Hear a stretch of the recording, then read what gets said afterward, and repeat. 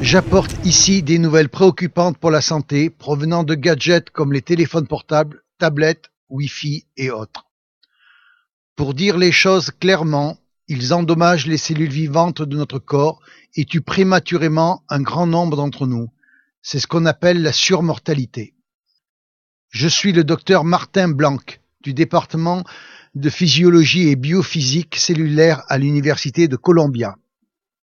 Cela me désespère ainsi que plus de 160 de mes collègues qui aujourd'hui lancent un appel aux Nations Unies pour demander de s'attaquer à ce problème de santé publique.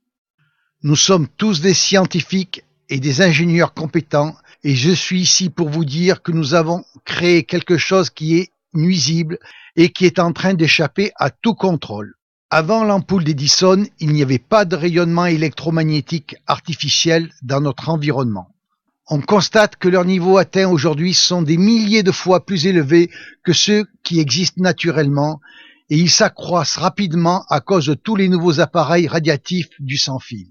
Un exemple, une foule d'entre nous a en ce moment dans la poche un téléphone mobile.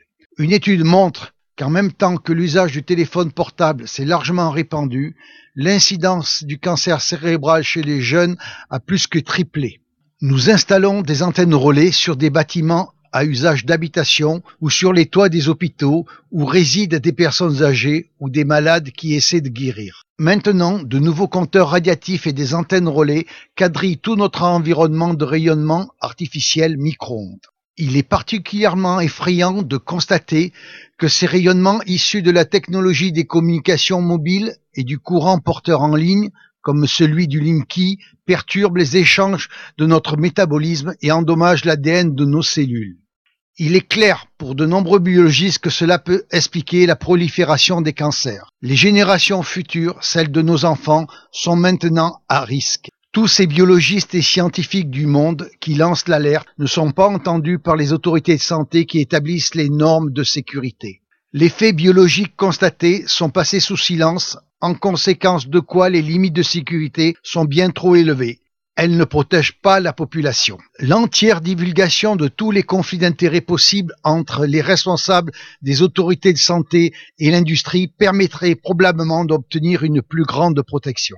L'augmentation de l'exposition aux irradiations électromagnétiques artificielles est maintenant devenue un problème global mondial de santé publique.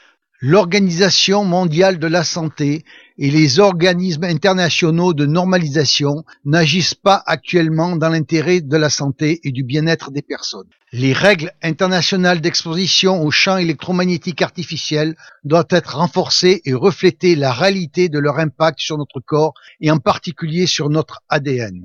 Même si nous sommes toujours en plein cœur d'une grande transformation technologique, cela fait longtemps qu'on aurait dû s'occuper des effets délétères biologiques et sanitaires de ces irradiations. En réalité, nous faisons tous partie d'une vaste expérience biologique sans notre consentement éclairé. Pour protéger nos enfants, nous-mêmes et notre écosystème, nous devons réduire l'exposition en établissant des recommandations plus protectrices. Alors, aujourd'hui, des scientifiques du monde entier adressent un appel aux Nations Unies, à ses États membres et à l'Organisation mondiale de la santé pour qu'ils prennent en main la gestion de cette crise de santé publique émergente.